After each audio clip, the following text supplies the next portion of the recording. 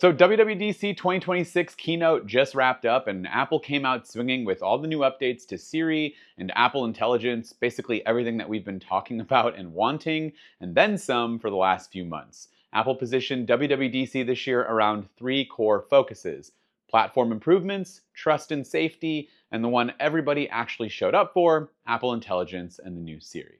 So we'll start with that, even though that's what Apple closed with. We'll start there. This is what everybody wants to hear. It's the big update to Siri that Apple has been promising for what feels like forever. But before we do jump into everything, just really quick, make sure to comment your thoughts on everything that you hear in this video, whatever you might want to say in the comments down below, and subscribe to the channel as I'll be going hands-on with all of the new updates, and you won't want to miss all of the latest coverage. All right, back to WWDC and Siri. It is official. Siri is now being rebranded. It's actually now called Siri AI.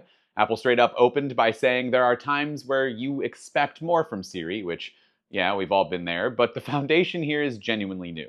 The Siri AI is built on a new set of Apple Foundation models, which are then based on Google's Gemini. So it's not just straight one-for-one Gemini. And the result, in Apple's words, is a profoundly more capable assistant. The headline change is that Siri can finally hold a real back-and-forth conversation. You can ask a follow-up, it remembers the context, you can chain multiple steps together in a single request. And the way you get into it is different too. On the iPhone, Siri now lives in the dynamic island. You swipe down from it, press the side button, or just say, "Hey Siri." There's also a dedicated Siri app now where you can scroll back through past conversations and start new ones in either text or voice. On the Mac, Siri's baked right into Spotlight, and you can right-click any file or window to get into it easily. And those conversations will sync across all your devices through iCloud, so you can start something on your phone, go to it on your iPad, and then finish it off on your Mac if you want to. The Siri app is even coming to the Apple Watch, and on Vision Pro, you get a 3D Siri visualization that you can place anywhere in your space, and if you want to interact with it, you just look at it and start talking. But the UI is kind of the least interesting part here. What makes this Siri actually useful is what it can tap into. First, personal context. Siri now has access to the information on your device, your notes, your messages, all of it. Indexed with Spotlight so it can find something, basically anything that you've got, quickly. Second is on-screen awareness and image understanding. Siri can tailor a request to whatever's on your screen or whatever it is that you're doing. If you're looking at a photo on social media and you want to know what the landmark is, you can point to it and Siri will just be able to tell you what it is. And third is broad world knowledge. It can now pull from the web, so it's not just stuck with whatever's on your phone. And fourth is app actions, where Siri reaches into your apps to grab the right tools and to actually get something done for you. And the demos tied all of this together. In one demo, we had the presenter ask about Suki Waterhouse concert that might be happening in the area, and Siri explained that the tickets were a lottery, and then set a reminder based off of that lottery to let you know when it would open. Another example we saw was about a dessert that one of the presenters had talked about, and that it was in the messages history, and Siri dug through those details, was able to find the specific message, compile it into a watch party menu based on his request, drafted up a message to his specific group chat, and sent along the menu, and gave him the ability to edit all of this along the way if he wanted to.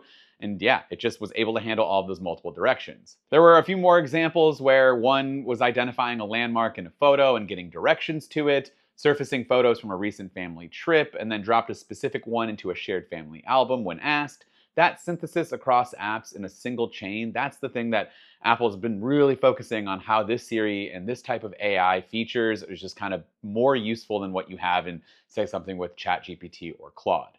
Then we have visual intelligence, which is now built right into the camera app as a new Siri mode. Basically, this is visual intelligence relocated. You point your phone at something and get info and take action on it. Point it at a plate of food and you can get nutritional info like the calories or protein. Snap a photo of a receipt and Siri figures out who owes what when you want to split it up. And Siri shows up in writing tools as well, so anywhere you can type, you can basically write with Siri, describe what you need for, say, a work document, and it'll draft from scratch. You can also select something you've already written and ask Siri how it sounds, and Apple Intelligence will automatically proofread all of this for you in the background. And of course, Apple's leaning hard on privacy here, so this might sound like a personal, huge invasion of privacy, but Siri AI runs on a mix of on-device processing and private cloud compute. And Apple's line is that your data isn't accessible to Apple or really anyone else. It's your data.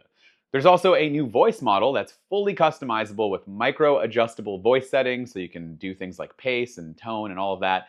And yeah, you can tailor Siri to how you want it. Now, there are some limitations. There's always limitations or a catch, but as of right now, Siri AI is English only at launch, though they are working on multiple languages, and hopefully that'll be available soon. It is not coming to the EU at launch because of the Digital Markets Act, and it's not going to be available in China, at least for who knows how long that's going to be. There are regulatory issues there. It's available to developers starting today in the developer preview, but there is a waitlist that you need to go into the settings menu and go under Siri and join the waitlist. But yeah, if you want to try it out, you can try it out right now. So you'll need an Apple Intelligence capable device, so iPhone 15 Pro and Pro Max and up, M1 iPads and Macs or newer, that kind of thing. Now, when it comes to Apple Intelligence, this is showing up all over the system. It's not just in Siri. There are other features like Safari now does automatic tab grouping by topic. So it analyzes each page, pulls related ones together, and keeps adding new related tabs to a group as you browse. And you can save those groups if you want to. It can also watch a web page and notify you when specific changes happen. There's a describe an extension where you basically describe in plain language what you want an extension to do for you, and Safari builds it for you. Passwords can now automatically change compromised passwords and update them in the Passwords app. Messages and mail both surface one-tap suggested actions based on your conversations, like creating a reminder or dropping in a photo. Calendar lets you add events in natural language and edits them intelligently. Change a weekly event to every other week if you need to, and it just kind of sorts all of that out, which is nice.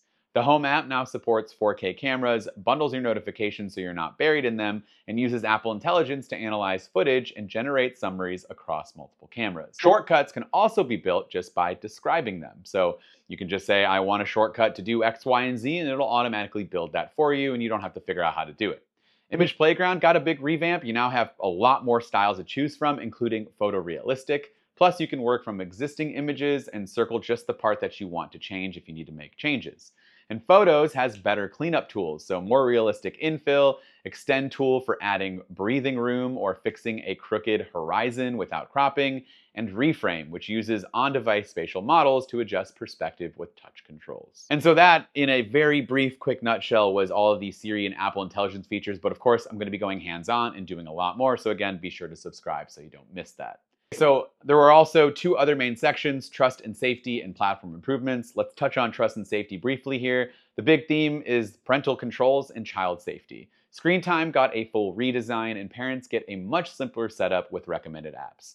There's a new Ask to Browse option for Safari, where parents approve each new website a kid visits, on top of the existing Ask to Buy for app downloads.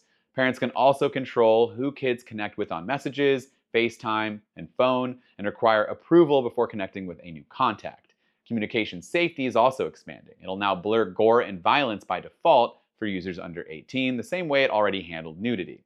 And there's time allowances, which lets parents set limits on entertainment, games, and social media based on a child's age with expert-backed suggestions, plus daily schedules to control which apps are available at a certain time of the day. The whole screen time view is now an at-a-glance dashboard, so you can clamp down on things in the moment, during meals, outdoor play, whatever deserves full attention for you at that time. And finally, platform improvements. And we'll start with Liquid Glass, which got a lot of fine-tuning that you can now do if you want to. It diffuses complex content more effectively while keeping the sense of depth and separation available. Things are just a lot easier to read. And there's also a new system-wide slider to even further adjust the opacity. You can go as crazy as you want. You can go super clear or fully tinted. It's your call. And app icons are sharper with more defined layers of Liquid Glass. Performance is the unsung hero this year, though. Apple says there are tons of responsiveness optimizations across devices, smoother system animations, apps launching up to 30% faster, content loading faster across the board, new photos appearing 70% faster after you capture them, and AirDrop photos transferring 80% faster. There's a new CPU scheduler that manages resources across workloads, so older iPhones should actually feel more responsive on iOS 27. And the good news is iOS 27 runs on every iPhone that can run on iOS 26. One of the only rumors that I can remember right now that was wrong is that the iPhone 11 lineup and the second generation SE was going to be cut from this, but you can actually get iOS 27 on those devices still. So that is WWDC 2026 in as fast as I possibly can. Siri AI, clearly the centerpiece, and it's the one that we'll all be watching closely. Once that waitlist opens up for my device, I'll be shooting a hands-on video so you can see everything, kind of in live demos on my end, and I can give you those thoughts. So be sure to subscribe so you don't miss all of that coverage. This has been Dan with MacRumors. Thanks so much for watching, and I look forward to seeing you around in the next video.